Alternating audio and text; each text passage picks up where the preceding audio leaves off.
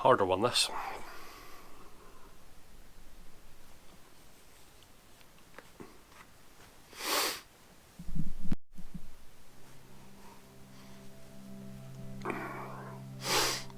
Depression.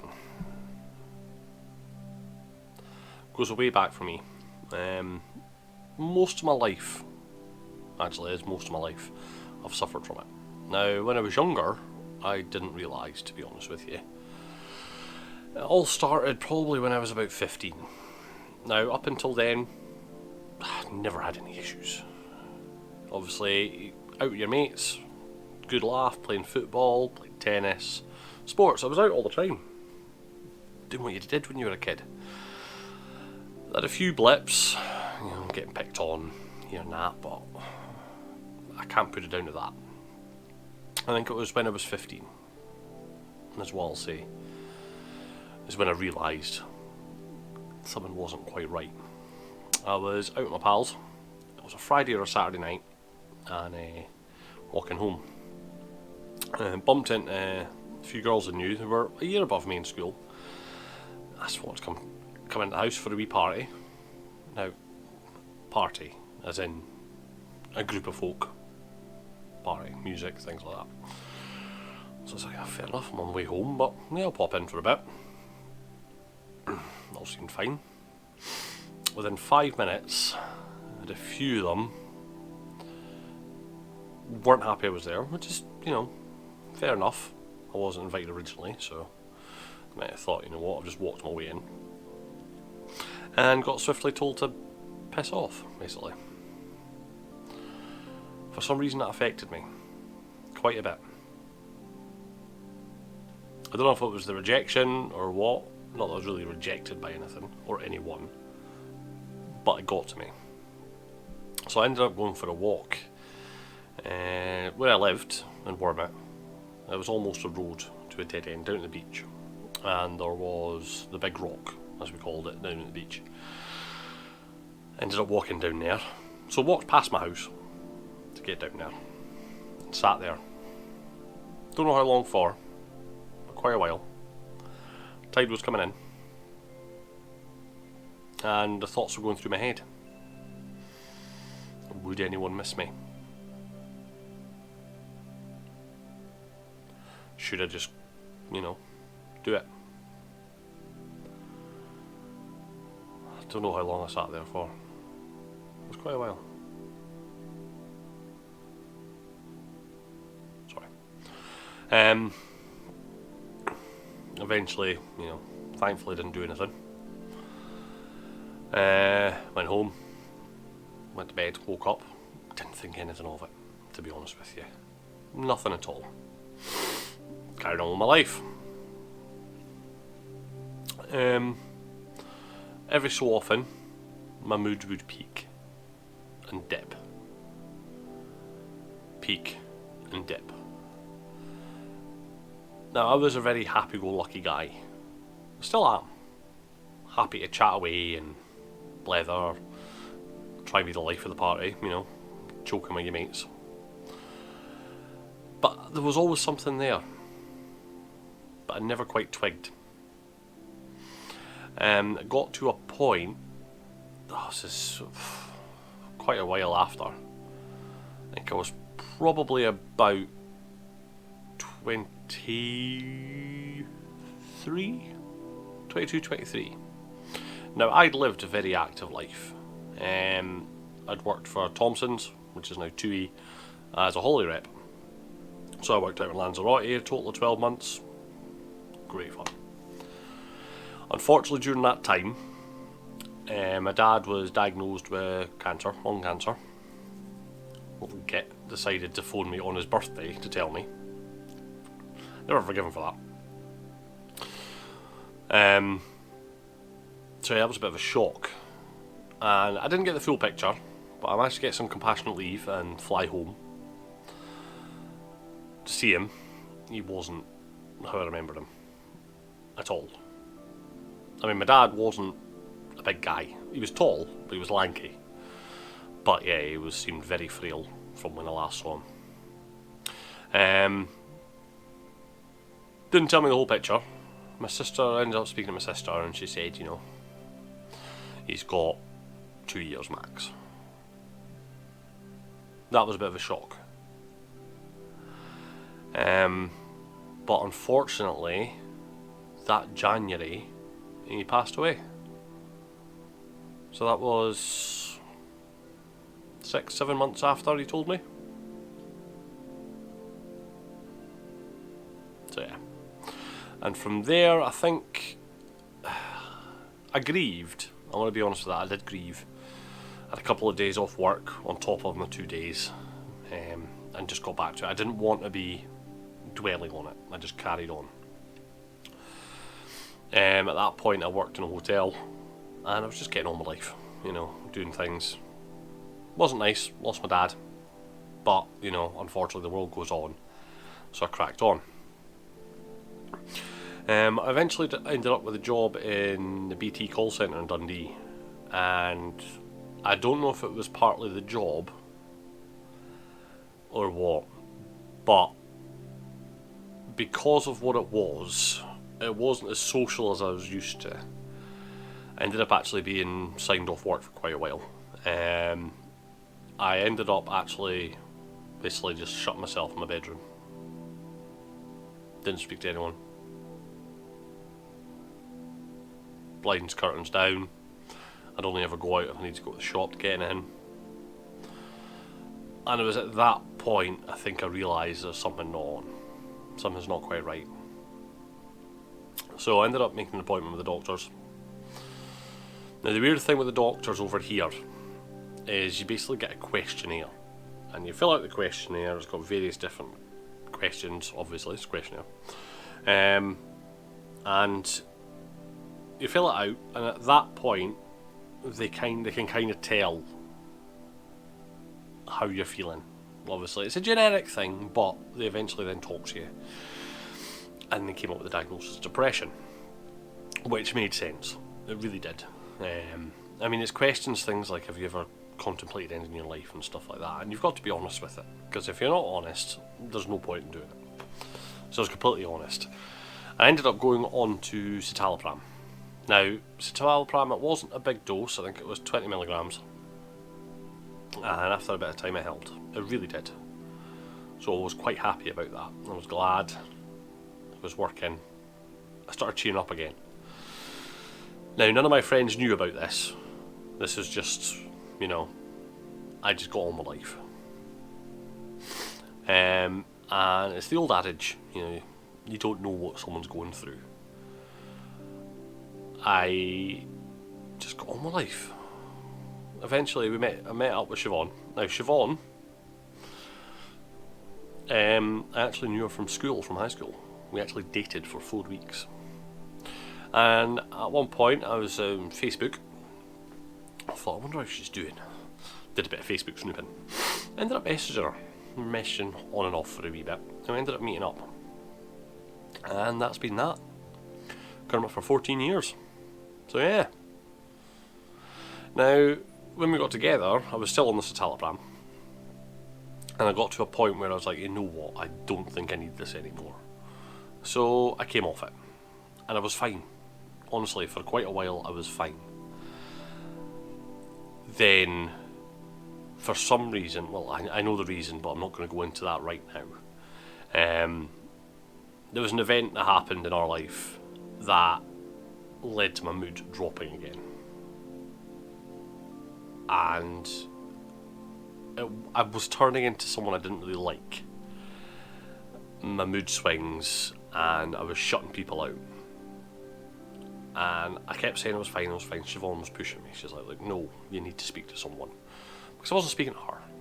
Which, again, is a stupid thing, but I wasn't. So, ended up back at the doctor's. Put on citalopram again. I ended up at... It started back at 20 milligrams. But I think I ended up upping it to 30. And I've been on it since. It doesn't bother me. I'm quite happy. I say happy. I know it helps, so I'm happy to take it. Now, I noticed as well with my moods and things like that as well, alcohol didn't help. but I wasn't a big drinker. I had quite a healthy relationship with alcohol. I wasn't drinking all the time. It was like the weekends you'd have a few, and obviously when I was younger, you'd drink a lot more. But I had quite a healthy, so it wasn't a big thing, but I did notice that my moods were definitely all over the place with it. So I tried to whittle that down a bit. I've actually eventually just stopped drinking. But that wasn't because of this, that was because I stopped smoking. And I just didn't want to drink, because if I want to drink, I'd want a fag. So I just cut them both out and I've just not started again. Just not bothered. So yeah. I mean, the anxiety side of it, that triggered when it all came into place. I think I said in one of my earlier videos about the anxiety with Christmas shopping. I realised after a family do that I was fine, and then suddenly I started not feeling quite right. And we got there and it was fine, but then suddenly the place started filling up and it was just it was overwhelming for me. It just wasn't nice. I ended up in the toilet about 6 or 7 times within the space of about an hour. Nothing happened, didn't do anything, but my guts weren't right at all. I was sweaty, I was on edge. It wasn't me. So I said she's fine to go. As soon as I got home, perfectly fine. And that was a wake-up call for me. Now, I've tried to carry on my life. I say tried, I have carried on my life. I've not let the anxiety get the best of me. I still go out and about, still go to things, but I limit them. So Siobhan knows now big things, big crowded areas aren't for me. I've been to the football and stuff, that's fine. I don't know if that's just because everyone's seated, so we're okay. There's not a lot of people milling about and moving and things like that as well. So that seems to be fine for me, but concerts, I'm not a big thing for them. Comedy shows though, again, because everyone's seated, I enjoy them. I went to see Ed Byrne recently in Oban. I love Ed Byrne, he's great. And it was fine. Whereas shopping, like I said in that video, it doesn't agree with me when it's busy. I don't know if it's the people rushing about or the movement, and it just is too much. I don't know if it's a sensory thing or what, but it just gets to me. I'm not taking anything for that, because I don't think it's doing enough to cause that. I don't think it's necessary. That's me. I might eventually get to a point when I need to, but just now, no. It doesn't crop up too often. What I don't like though at the moment is Ella, my daughter, has picked up on it. She knows. When we go shopping, she knows it can get a bit much. I mean, she's only 10, and she can see, and it's affecting her in a way because she's got birthday money, and she wanted to go down and spend it. But she said to Siobhan, Dad doesn't have to come because I know he doesn't like it, and it hurts. I like that she's that thoughtful about it, but it hurts that it's noticeable. It's not nice to think about.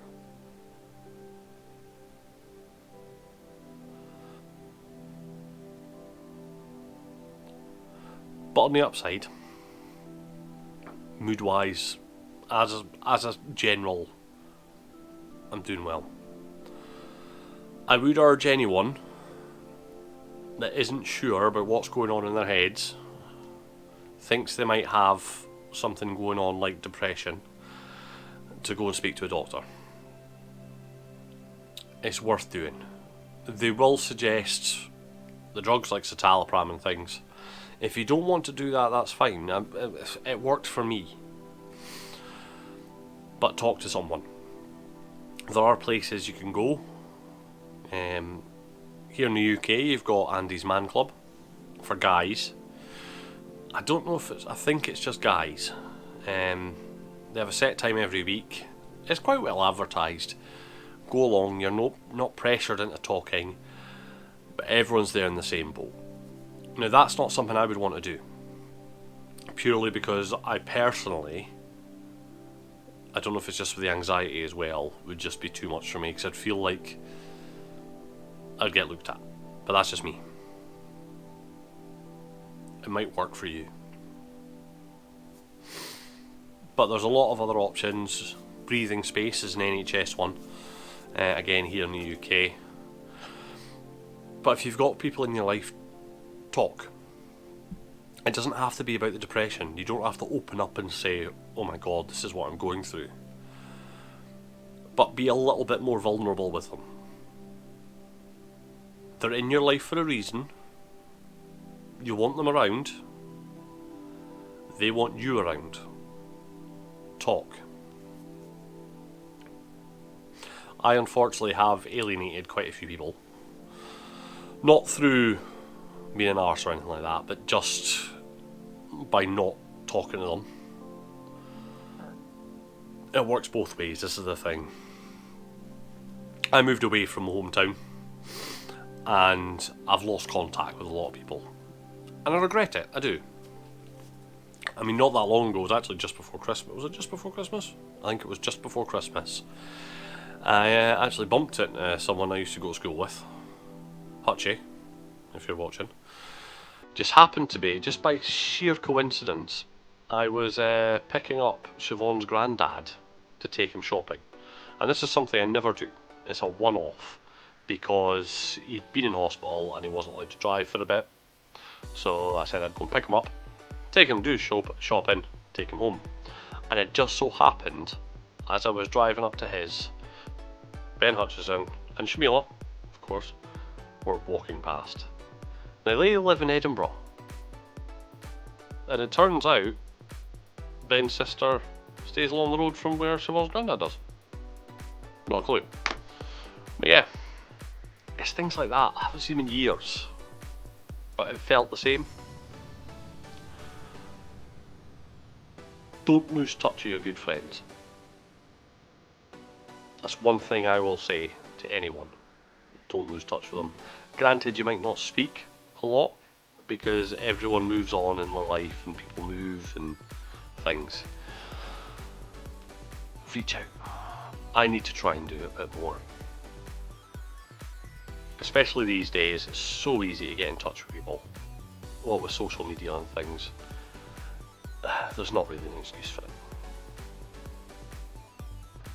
Now I wanted to make this video as, I don't know, something for me.